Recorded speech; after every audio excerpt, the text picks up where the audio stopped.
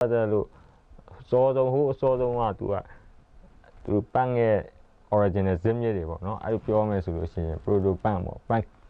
အကျိုးပေါ့ပန့်ရှေ့ပြေးပေါ့အဲ့မှာဆိုရင်ပန့်နဲ့ပတ်သက်လို့ဒါအဓိကအကြဆုံး influence တွေမှာဒီအစောဆုံးလို့ပြောမယ်ဆို Velvet Underground ကစပြောအောင် Velvet Underground ကသူကအဲ့ခေတ်မှာသူတို့တော်စောတယ်60ကျော်ကလေးရပေါ့နော် American ကVelvet Underground ဆိုသူကကြတော့အဲ့မှာဒီ3 chord တွေသူတို့ pan style တီးတဲ့ဟာမျိုးတွေနောက်ပြီးသူရဲ့ lyric မှာသူကကြတော့အဲ့ခေတ်က rock band တွေ hard rock တွေနဲ့သူတို့လုံးဝမတူပဲနဲ့သူရဲ့စာသားတွေကအစအဲ့လိုပေါ့လုံးဝဒီ suicide လုပ်တာတွေဒီစရိုမဆိုစကစ်မ်ဆိုလို့ရှိရင်ဒီ sex မှာဒီလိုနှိပ်စက်တာတို့ပါအဲ့ဒါမျိုးအကြောင်းအရာမျိုးတွေဒီ heroin ဘိန်းအကြောင်းပါမယ်အဲ့လိုသူတို့ဟာတွေကြပြားဆန်းမျိုးတွေနဲ့သူကလုပ်ခဲ့တာဒါ Velvet Underground ကဒါ proto punk ထဲမှာအစောဆုံးလို့ပြောလို့ရတယ်ပြီးတော့ Velvet Underground မှာထပ်ပြီးတော့အားကြပြီးတော့ဒီ The Stooges Iggy Pop ကိုကြတော့သူတို့ကဘယ်လိုပြောလဲဆိုတော့ဒီ Velvet Underground ရဲ့ Neanderthal ကြောက်ခစ်လူသား style မျိုးလို့ပြောတယ်Neanderthal လုံးဝအရိုင်းဆန်ဆန်ပေါ့ဒီ Velvet Underground ကိုပဲဘာလို့ဆို Iggy Pop ကလည်းငယ်တုန်းကအဲ့မှာ Velvet Underground ကိုဆက်နားထောင်ပြီးတော့သူက music ကိုလုပ်ချင်တဲ့စိတ်ကိုပေါက်သွားတဲ့အချိန်မှာသူလုပ်တဲ့အချိန်မှာဒီ influence တွေဒါ Velvet Underground influence တွေအများကြီးဒါပေမဲ့သူအားတော့လုံးဝကြမ်းနဲ့ကိုအရိုင်းဆန်ဆန်လုပ်လို့သူ့ကိုဘယ်လိုကြောက်ခစ်လူသား style Velvet Underground ပုံစံမျိုးပြအဲ့မှာသူက stage diving တွေဒီအချင်းဆိုရင်အင်ကြီးချုပ်ပြီးဆိုတာတို့ဘာလို့သူကစခဲ့တာပြောလို့ရဒါ Iggy Pop သူလည်းဒါ80မရောက်ခင်သူလည်း proto punk ထဲမှာတော်တော်စောတဲ့ band ပဲအဲနောက်ပိုင်းဘာတွေရှိမလဲဆိုသူတို့ဒီ America များတယ် proto punk ဆိုရင်သူက MC5 တို့ဘာလို့ရှိမယ် MC5 တို့ဘာလို့အဲမှာနောက်ပိုင်း80ကျော်ဖြစ်လာတော့မှ The Ramones New York Dolls ဒါ New York Dolls ဆိုပါလို့ဆိုအဲ့ခေတ်က glam rock ပေါ့နော် glam rock ခေတ်မှာ New York Dolls က glam rock ပုံစံပဲဒါပေမဲ့သူတို့ကတခြား glam rock တွေနဲ့မတူတာသူတို့က sound ရိုင်းနေတကယ်ငမှုမပြဲတဲ့ဆေးသမားတွေရက်သမားတွေဖြစ်တယ်သူတို့ live style နဲ့ sound ပေးသေးတယ်အချိန်သူတို့ရဲ့တခြား glam တွေနဲ့ကွဲထွက်ပြီးတော့ဒါ New York Dolls ဆိုရင်သူတို့ကဒီ punk ရဲ့အဓိက proto punk ထဲမှာပါခဲ့တယ်နောက်တခြားဆိုရင် Richard Hell ရှိတယ် Richard Hell ဆိုဒီset တွေပါကျဲပြီးတော့ Jay တွေထိုးပြီးဝေးတယ်ဆိုရင် spiky hair တွေပါသူကဒါ80ကျော်မှာပေါ့နော်ဒီ service တို့ကမပေါ်ခင်အချိန်မှာလူကောင်းတွေကအဲ့လိုမျိုးကြီးအစခဲ့တယ်ပန့်ရဲ့အစပေါ့ပန့်ရဲ့အစောပိုင်းတွေပေါ့လုံးဝရှေ့ကြီးပန့်ဖြစ်လာမယ်ပန့်ရဲ့ဆိုပြီးဖြစ်မလာသေးဘူးပန့်ဆိုပြီးတော့အဓိကလူသိရှင်ကြားဖြစ်လာတာတော့ဒီ86မှာဟာ service တို့ရဲ့ anarchy UK တို့ပါအဲ့မှာပန့် fashion တွေအဲ့မှာပန့်ကဘုံက explode ဖြစ်သွားပေါက်ကွဲသွားတာပေါ့ဒါအဲ့ချိန်မှာသူတို့ western ပေါ့နော်အဓိကကတော့ကဘာမှာဆိုပြီးတော့တခြားဒီဘက်တွေတော့အဲ့တော့မသိလိုက်သေးဘူးဒီမြန်မာနိုင်ငံမှာဆိုရင်အဲ့တော့ပန့်ဖြစ်သွားတာဆိုတာဒီမှာမသိလိုက်ဘူးလုံးဝဒီက music သမားတွေနဲ့ပန့်သူကဘာမှမရှိခဲ့ဘူးသူတို့စီမှာတော့တကယ်ကိုပန့်ကအဲ့ဒီ service တို့ဒီ first wave ပေါ်ပြီးတဲ့အချိန်မှာတော့ကြီးစိုးသွားတယ်ပေါ့လူငယ်တွေကိုအကုန်လုံးဒီအမေရိကနဲ့အဲ့လိုယူရိုပဒီ western ပေါ့နောက်တိုင်းမှာတော့ကြီးစိုးသွားတဲ့အချိန်ရှိတယ် service တို့အကြောင်းပြောမယ်ဆိုအဲ့ငယ်တုန်းကဆိုရင်ဒါပန့်တွေပဲစလုပ်ခါကြတော့ဆိုဒီ80ကျော်တုန်းကဒီ Gary Oldman နဲ့ရိုက်ထားတဲ့ဒီ Sid and Nancy Alex Scott ရိုက်တဲ့အဲ့ကောင်ငယ်တုန်းကကြည့်ခဲ့တဲ့အချိန်မှာအဲ့မှာ service တို့မှာဒီ Sid Vicious နဲ့ Nancy Spence အကြောင်းရိုက်ထားတဲ့ဥစ္စာပေါ့နော်အဲ့ဒါဆိုရင်မှာ fashion တွေပန်းအဲ့ကဟိုမျိုးတွေပြန်ပြီးတော့တော်တော်များကြည့်ရတယ်ငယ်တုန်းကအဲ့တော့သူတို့ခေတ်မှာအဲ့မှာ punk fashion ဆိုပြီးသူကအဓိကသူတို့က hippie culture ကိုသူတို့ကညီးငွေတာပါတယ်အဲ့ချိန်မှာ influence နဲ့လုံးဝအကြီးစိုးတဲ့ hippie culture ဆိုရင်ရှေ့ထားမယ် flower power တွေပါတယ်သူတို့တွေ psychedelic တွေချမှာပါတယ်ဒါပေမဲ့အဲ့ဒါကိုသူကပြန်ပြီးတော့တော်လန်တဲ့အနေနဲ့ဒီကောင်ကြီး fashion အစဆိုရင်ဒီ spiky hair တွေပြန်ပြီးတော့ short ဖြစ်အောင်ဒီတပ်ပတ်တွေအစူးတွေဒီဒီဝန်လေး set မှာတုံးတဲ့ဟာမျိုးတွေကိုသူတို့ယူဝတ်တယ်လုံးဝသူကပြန်ပြီးတော့ ဒီ hippies တွေရဲ့ culture ကြီးကိုပြန်ပြီးတော့တံပြန်တဲ့အနေနဲ့ပြန်ပေါ်များသောအားဖြင့်တော့သူကပန်းကအဲ့ခေတ်တုန်းကဒီသူတို့ထုတ်ပေးခဲ့တဲ့ဒါ manager Malcolm McLaren ကသူကဒီ situationalist ဆိုတာဒီ socialist ဆန်တဲ့ဒီ socialist ဆန်အယူအဆပဲပေါ့နော်ဒီကအဲ့လိုနိုင်ငံရေးယူအဆတွေကိုအဓိကဒီပဲ influence တွေပေါ့သူကအဲ့လိုမျိုးတွေသူကတိုက်တွန်းနေဆိုတော့သူဒီလက်ဝဲဆန်တဲ့ဥစ္စာတွေကအဲ့မှာစခဲ့တယ်လို့ပြောလို့ရတယ်ပန်းနဲ့ပတ်သက်လို့အဓိက philosophy ကဆိုတာပြောရမယ်ဆိုရင်တော့အဓိကအများစုကိုပြောမယ်ဆိုရင်တော့ပန်းရဲ့ trend နဲ့ပဲဆိုင်မယ်အဲ့ဒီအချိန်တုန်းကတော့ပြောရမယ်ဆိုရင်ပန်းဆိုင်ပေါ်လာတဲ့အချိန်မှာပန်းတော်များများသူတို့ဒီအရင်ရှင် capitalist system ကြီးကိုသူတို့က sick ဖြစ်ပြီးတော့ပေါ်လာတာများတဲ့ကြောင့်မို့သူတို့ကတော်တော်များများဒီလက်ဝဲဆန်ဒီ leftist ဖြစ်တဲ့ရင်းနဲ့ ideology မှာတော်တော်များများယူကြတယ်သူတို့ကဒီ libertarian ဒီလွတ်လပ်မှုဘက်ကိုအများစုကဒီလိုသွားကြတယ် anarchism ဘက်ကိုသွားတာလည်းတော်တော်များတယ်အဲ့ဒါဒီပြင် anarchism ဒါပေမဲ့ဒီ general ပေါ်နဲ့ဟိုဟာခုချင်းစီပေါ်မှာလိုက်ပြီးတော့ဘန်ရင်းပေါ်လိုက်ပြီး ideology ကတတ်မှတ်သေးတော့မရှိဘူးဒါပေမဲ့ဘန်တော်တော်များများရဲ့ရိန်းတာတော့ဒီတော်များဒီ leftist ကိုမှဒီ anarchist လောက်ထိသွားမလားဒါမှမဟုတ် radical လောက်ပဲသွားမလားဆိုတာဒါဘန်ရင်းစီပေါ်မှာမူတည်တယ်အဲ့လိုတတ်မှတ်သေးဒီလို ideology တစ်ခုရဲ့ anarchism အဲ့လိုတစ်ခုရဲ့တော့ပြောလို့မရဘူးလွယ်ရှင်းပြလို့ရလားဆိုတာတော်တော်ရှည်ရှည်လေးရတော့ရှင်းပြရမှာပဲဒီလိုအတူချုံတော့တစ်ခွန်းနဲ့တော့ပြီးအောင်တော့ပန်းဆိုတာတော့ချုံကုန်ကြီးအဲ့လိုပြောလို့တော့မလွယ်ဘူးဘာလို့ဆိုတော့ဒါမဲ့အဓိကပန်းဆိုတာတော့ဘာလုပ်ရမယ်ဆိုတာကြီးတော့မရှိပါဘူးအဓိကပန်းဆိုတာတို့လည်းခူးမဆိုင်ဖဲနဲ့ကိုယ့်ဘာကိုလှုပ်ချင်အောင်လုပ်တာပဲအဲ့တော့ပန်းမှာအဓိကဒီလိုယူဆရမယ်ဒီလိုအယူဆမှမှန်တယ်ဆိုတော့အဲ့လိုမျိုးတော့မရှိဘူးကိုတန်ရပဲ individuality ပဲဒီ individual freedom ကိုပဲအဓိကပန်းငါကိုစားပြီဒါအာနာရှင်ဆိုကြတဲ့ကသူကပန်းဘလို့လုပ်ဖြစ်နိုင်တော့မှာလဲပန်းဆိုတာအာနာရှင်ကိုစန့်ကျင်မှာပဲဒါ rebellion ပဲဥစ္စာသူများကိုလွှမ်းမိုးအုပ်ချုပ်တာပန်းမဟုတ်ဘူးလေ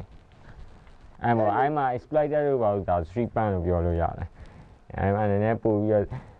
ဒီ crash လို့ပါလို့ဆိုအနာကိုပန်းdischarge လို့ပါလို့ဆိုရင်ကျတော့သူက street ပန်းတော့ကြီးမကြောက်ဘူးဒီအနာကိုပန်းဆန်ဟာကိုပဲအဲ့မှာဒီ disorder လို့ပါလို့ဆိုဟာကို UK ဟာကိုထဲမှာတော်တော်ချမ်းနေအဲ့ဒါပေမဲ့ street ပန်းကြတော့လေအဲ့တော့အကျန်းကြီးတွေမဟုတ်ဘူး street ပန်းနေကြတော့များသောအားဖြင့်သူတို့တွေ fashion ဆိုရင်လည်းဒီအခု spike ကြီးတွေနဲ့မိုးဟော်ကြီးတွေအရှည်ကြီးတွေထောင်မယ်သူတို့တွေအဲ့မှာ jacket တွေ stud တွေနဲ့ဟာပေါင်းကြီးရဆိုတဲ့ကြောင်းတခြား plate ပန်းတွေပါဝတ်မယ်ဒီမှာဒေါက်တာမာတင် combat ဘူးတွေစီးမယ်ပေါ့နော်ဒါအများစုက street punk style ဒါ punk style ဆိုပြီးသိထားကြတာများတာဟုတ်ဒီကဒီဘူးကလူ generally ကအဲ့လိုမျိုးမြင်ကြတာဟုတ် street punk ကိုပဲ punk style ကိုအဓိကမြင်ကြတာပါမယ်သူတို့တွေပြီးတောက်မယ်ရက်တောက်တဲ့အကြောင်းတွေပါမယ်ဒါပေမဲ့ street punk တွေအဓိကသူကဟိုတခြားအနာကိုပန်းတွေပါလို့မျိုးသူရဲ့ဒီအဓိကနိုင်ငံရေးဆန်အယူဆကြီးအဓိကအတိအကျကြီးမရှိဘူးသူက street punk ဆိုတာသူတို့ကအဲ့လောက်ထိနိုင်ငံရေးဆန်ကြီးမဟုတ်ဘူးနိုင်ငံရေး fuck the system ဘာညာလို့ပါအဲ့လိုမျိုးတော့ပါမယ်ဒါပေမဲ့တကယ်အနာကိုပန်းတွေလိုမျိုးရည်ရွယ်လိုမျိုးတကယ် anarchism နိုင်ငံရေးယူဆ ideology စစ်ကြီးလည်းမဟုတ်ဘူးသူတို့ဒီဘာလုပ်နေသူတို့ဒီရက်တောက်မယ်စားမယ်မူယူမယ်သူတို့တွေပန်းလုပ်မယ်အဲ့မှာနောက်ပြီးတော့သူတို့ဒီ street ပေါ်မှာသူတို့ကြုံတွေ့ရတာလေ police နဲ့မကျေနပ်တဲ့ပြဿနာတွေဒါတွေအဲ့ဒါမျိုးတွေသူတို့အဓိက street punk အဲ့လောက်ပဲသွားတယ်ဘယ်လိုနိုင်ငံရေးအယူဆ crash တို့ပါလို့ ideology တခုကိုပြီးသားဆုပ်ကိုင်တာမျိုးတော့မရှိဘူး system ကတော့ငယ်ကလေးကဒီ system ကြီးကိုလုံးဝသဘောမကျခဲ့ဘူးဒီ system ကြီးကိုကလေးဘဝကလေးကကိုက sick ဖြစ်ခဲ့တယ်ဆိုတော့အဲ့တော့ဒီပန်းနဲ့သွားပြီးတော့လက်တွေ့သွားကိုက်နေတယ်လို့ပြောလို့ရတယ်အဲ့ဒါကြောင့်ပန်းလို့ဖြစ်တာအဲ့ဒါပန်းကိုဘာလို့သဘောကျရတယ်ဆိုတော့အဲ့ခုနပြောလို့ပေါ့ဒီ metal နားထောင်နေပါညာအချိန်မှာနောက်ဆုံး metal heavy metal ဘာညာနားထောင်နေတဲ့အချိန်မှာ heavy metal ဆိုကျန်းတယ်ပဲပြောပေမဲ့သူတို့ ballad တွေသူတို့အချစ်တချင်းတွေကသူဆိုသေးတယ်အဲ့လိုငယ်တုန်းကကို rebellious အရန်ဖြစ်တော့ကြအဲ့လိုမျိုးအနှေးသချင်းတွေ love song တွေအဲ့လို ballad တွေဆိုတော့နားမထောင်ချင်ဘူးညနောက်ဆုံးတချင်းနားထောင်နေတယ်အကျန်းတော်မှာဆိုလိုနေရှေ့လို့ရှိရင်အဲ့ကြော်ပြစ်ချင်တယ်အဲ့ဆိုလိုဆိုစိတ်မရှိဘူးအဲ့အချိန်မှာဒီနောက်ပြီးတော့ ideology ဘိုင်းကြတော့လေရှင်းမယ်ဆိုလို့ရှိရင် punk rock ကသူကဒေါသသူကအမုန်း rebellious ဖြစ်မယ်သူက aggressive ဖြစ်မယ်သူကဒီ punk ဆိုဒေါသကိုပြောတာကိုယ်မကြိမ်တဲ့ချက်တွေကိုယ့်ရဲ့ frustration ပေါက်ကွဲတဲ့ရင်းထဲမှာမွန်းကျက်နေအောင်စားရဲဆိုအဲ့ဒီအချိန်မှာသူ့ရဲ့ ideology ဘိုင်းရောကိုတွေးထားတဲ့ကိုခံယူထားတဲ့နေနဲ့တစ်ထက်တည်းသွားကြားနေတဲ့အချိန်မှာဒါ punk ကိုတော့လက်ခံပါပန်းငါတကယ်ငါအသွေးသားနဲ့အနီးစပ်ဆုံးပန်း rock အဲဒီမှာဘောပါဝါကျွန်တော်ပန်းစားလုပ်ခဲ့ပတ်ဝန်းကျင်မှာတော့လုံးဝအကုန်လုံးက shock ပေါ့နော်ပြောရမယ်ဆိုအဲ့ဒီတော့တော်တော်လေးစောသေးတာကို60ကျော်လေးပဲရှိသေးတာကိုအဲ့ဒီအချိန်မှာကိုကရှောက်ပြီးတော့အဲ့လိုဆိုရင်မိုးဟော့ကြီးရိပ်ပြီးတော့အဲ့ဆိုရင်အေးထောက်ပြီးတော့ဒီနေ့တိုင်းမှာဘာမှမဟုတ်လက်နဲ့တစ်ဖက်ဆိုင်သွားတယ်အဲ့လိုပုံစံနဲ့အရက်ဆိုင်ထိုင်အဲ့လိုပုံစံ fashion ကြီးအဲ့လိုဝတ်ပြီးတော့အဲ့တိုင်းရှောက်သွားတယ်မူယူပြီးတော့ဒီကပုံစံကဒီတော့ဘာဆောက်ယူလဲအဲ့ဒါကြတော့ဝဲတွေအရင်စတုံးလာတာဒီမှာပန်းစလုပ်တဲ့ဒီမှာဒီကိုဦးတီလို့ပါလို့ဆိုငယ်ချင်းတွေပါပဲဒါပေမဲ့သူတို့စတုံးလာအဲ့ one way တွေပါဒါမြန်မာလိုသူတို့မြန်မာမူယူပြီးတော့ပြောပါတာ one way two way three way အဲ့လိုပြောပါ ideology မပါကြတာများအဲ့ဆိုအဲ့လောက်ထိလိုက်မလေ့လာကြတော့သူတို့ fashion လောက်ပဲအဓိကဦးစားပေးတယ်ဒီ music တောင်မှတိတ်မပါကြတော့ဒီ music ပါပြီးတော့မှ ideology ဆိုတစ်ဆင့်သွားမှာဆိုတော့ဒါ music တောင်မှတိတ်လောက်ကြီးထဲဝင်ကြတော့မလိုက်ကြအောင်အဲ့တော့ကြတော့အဲ့လိုမျိုးပဲ ideology အဆင့်ရောက်ဖို့ဝေးသွားတယ်မြန်မာပြည်မှာပန့်ဆိုတာအဲ့ပြောရမယ်ဆိုအဲ့ဘဲတွေကအစောဆုံးစလုပ်ခဲ့တယ်လို့ပြောလို့ရတယ်ဘာလို့ဆိုသူတို့ကအခုဆိုရင်ဒါတော်တော်ကြီးနေပြီပေါ့50ကျော်ပြီပေါ့သူတို့အဲ့ချိန်မှာသူတို့ကဘယ်ခေတ်မှာဟိုရင် break it break down ခေတ်တွေပါလေသူတို့အဲ့မှာကြော်ဖြတ်လာခဲ့တယ်သူတို့အဲ့ခေတ်မှာလန်ဒီလောက်ကြတယ်ပေါ့ဒီမြန်မာနိုင်ငံရန်ကုန်မှာလည်းအကော်လီလောက်ကြတဲ့အချိန်မှာဒီ break down ခေတ်ကုန်တဲ့အချိန်မှာသူတို့စဉ်းစားတဲ့အချိန်မှာသူတို့ရဲ့ရွေးစရာနှစ်ခုရှိတဲ့အချိန်ဒီ rock ဒီ heavy metal ကိုအဲ့ဒါကိုလိုက်မလားဒီကပန်းကိုလိုက်မှာ heavy metal ကြတော့လေ mainstream လူတိုင်းလုပ်တဲ့ဟာဖြစ်နေသူတို့မလုပ်ချင်အဲ့တော့သူတို့ကဒီဘက်ပန်းဆိုတာဘူးမှမလုပ်သေးရသူတို့အဲ့ချိန်မှာ fashion တွေပါပဲအဲ့မှာဈေးစကြံတွေပါရှိတယ်အဲ့မှာသူတို့ရဲ့ဟိုဟော်ကြီးနေဆိုရင်သူတို့စီပန်းကင်တာလေဒီဘက်ကစီပန်းကင်ပြီးတော့ပတ်စံဆောင်ရပတ်စံဆောင်ရတော့သူကအဲ့မှာဟိုကအဲ့မှာဂျူလီယာတို့စင်ကာပူတို့ကတိုက်မှားပြီးတော့အဲ့လိုပန်းပစ္စည်းပါဆောင်းဆေးကြီးရအောင် original ဟာတွေဆိုအဲ့ဒါတွေဝယ်နိုင်တယ်တရားသူအဲ့လိုမျိုးဝယ်ပြီးတော့သူဆိုင်မှာဟိုကိုရကလေးသူငယ်ကကိုရခေါ်ပြီးတော့လုံနေပြီဒါပေမဲ့အဲ့ချိန်မှာဒီရဲတွေနဲ့အဲ့လိုမျိုးပတ်တွေ့ရတဲ့အချိန်မှာဒီရဲတွေပုံစံကြည့်ဟာဆောင်းထူးဆန်းဖြစ်သွားအဲ့ဆောင်းကျန်းတယ်အဲ့ရှင်လိုက်အဲ့တော့အဲ့ချိန်မှာမြန်မာနိုင်ငံမှာအဲ့ဒါကိုသူတို့ကြည့်ပြီးတော့တော်တော်များစပြီးလူတွေပန်းလောက်ကြတယ်အဲ့မှာဒါပေမဲ့တော်တော်များဘယ်လိုဖြစ်လဲဆိုတော့ဒီ fashion ဘိုင်းကိုပဲလောက်ကြတယ် music ဘိုင်းမှာပါကြအောင်ဒါပေမဲ့ဒီဘဲတွေတုန်းကတော့သူတို့တွေနားထောင်ခဲ့တယ်သူတို့တွေ music ဘိုင်းမှာသူတို့တွေနားထောင်ဓမ္မဆက်ပစ္စတို the clash ကိုစပြီးနားထောင်တဲ့အချိန်မှာတိတ်မကြိုက်သေးဘူးဟာဘယ်လိုကြီးလဲပေါ့နော် shake cake rock style နဲ့ detail ဘောခက်ကဆန်ဆန်မျိုးကြီးပါလားပေါ့အဲ့လိုတင်ဒါပေမဲ့အဲ့ဒီနောက်ပိုင်းဒီကောင်တွေကိုနားထောင်ပြီးရနောက်ပိုင်းမှာဒီ second wave ပန်းပေါ့နော်အဲ့ချိန်မှာအဲ့ကြတော့မှတကယ်တမ်းကိုရီသဘောကျခဲ့ဒီလို mohawk တွေဒီ spike jacket တွေနဲ့အဲ့လို punk style ဝတ်စားဆင်မှုတွေပါနေနဲ့ဒီ punk lifestyle တွေဆိုတာဒီ second wave ကြာမှဒီလို UK punk တွေစပြီးတော့အဲ့လိုမျိုးတွေUK 82ပေါ့နော် music အရဆို UK 82 UK hardcore လို့လည်းပြောလို့ရတယ်အဲ့ချိန်မှာ American hardcore နဲ့ UK hardcore ကတစ်ချိန်တည်းပဲဒါပေမဲ့ American hardcore ကကျတော့သူက fashion မဝတ်ဘူးသူက casual ပဲသူကဒီတိုင်းသူတို့အိမ်နေဒီလိုပဲ fashion anti fashion ပေါ့နော်သူတို့က American hardcore ကတော့ဒီ punk fashion ကိုလို့အများဆုံးသိထားတဲ့ဒီလို spike တွေထောင်းမယ်ဒီလို spike ရှင်ကကြတော့ဒါ UK second wave second generation လည်းပြောတယ် second wave လည်းပြောတယ် UK82 ပေါ့နော် music ရပြီ အဲ့ဒီမှာ street band တွေပါရောကွဲသွားအဲ့ရနေမှာစပြီး street band တွေပါလို့ခြား hardcore တွေကွဲတာဟာနားထောင်တော့ကြတော့ဘယ်လိုလဲ exploited တို့ဘာလို့ကစပြီးနားထောင်နေ GBH နားထောင်နေအဲ့ရနေတော်များ second wave တော်များ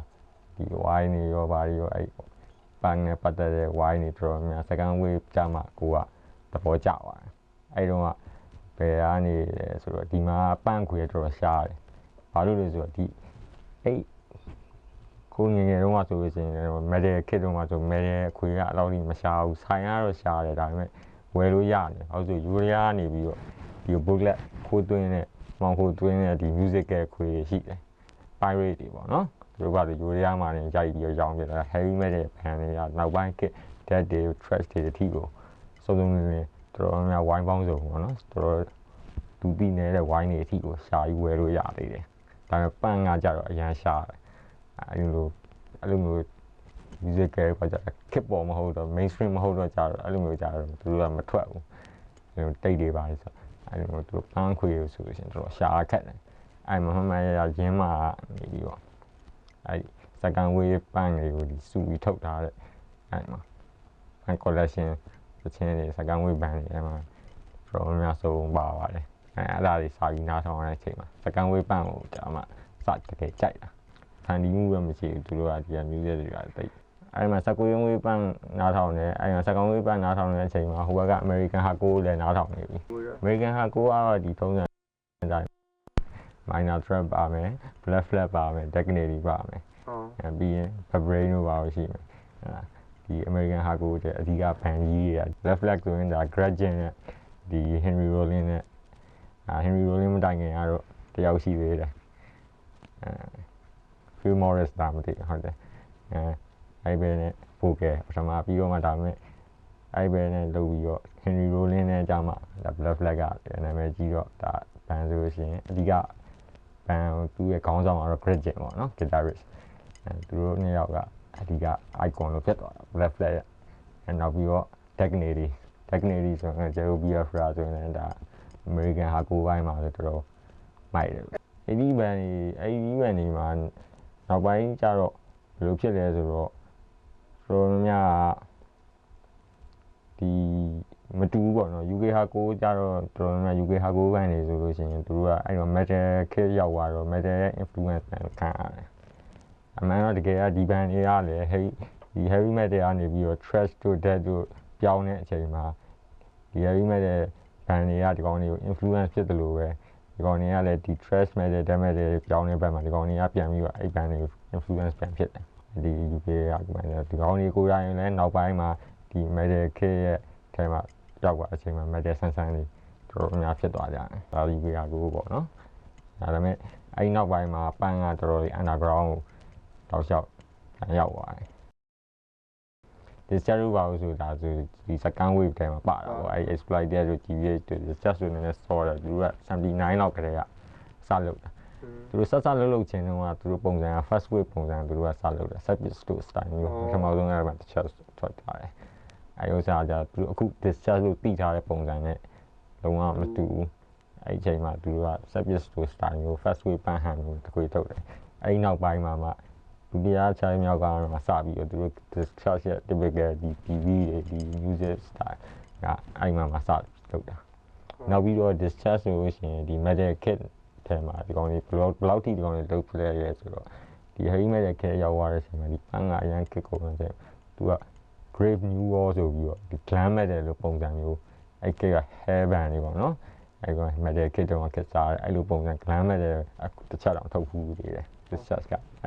ဒါပေမဲ့အဲ့ဟာကိုသူတို့ပြိသက်တွေအကုန်လုံးကတော့ဘူးကတော့လက်မခံကြဘူးသူအဲ့ရပန်တော့ဒါပေမဲ့သူတို့လှုပ်ခဲ့တာမျိုး90ရောက်လာတဲ့အချိန်မှာကျတော့ပန့်ကသူတို့တွေ underground မှာပဲတောက်လျှောက်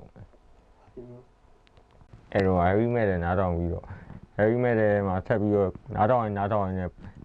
ငယ်တွေကများသောအားဖြင့်အဲ့ဒီမှာ heavy metal ခေတ်နားထောင်ကြတဲ့က ballad တွေအနေသင်းတွေဆိုရင်တိတ်မကြိုက်ဘူးကျန်းတဲ့ဥစ္စာတွေမြန်တဲ့ဥစ္စာတွေပဲသဘောကျတာပေါ့အဲ့ပို့ပြီးတော့နားထောင်ရင်နဲ့ပန်နေဆိုရင်လည်းပို့ပြီးတော့ကျန်းတဲ့ဟာနားထောင်တာ metal ကနေပြီးတော့ heavy metal ကနေပို့ပြီးတော့ကျန်တဲ့ trash တွေ death metal လို့ပို့ပြီးကျန်တာတွေနားထောင်သွားတယ်အဲ့မှာမှန်မှန်ရရ90နောက်ပိုင်းရောက်သွားတဲ့အချိန်မှာ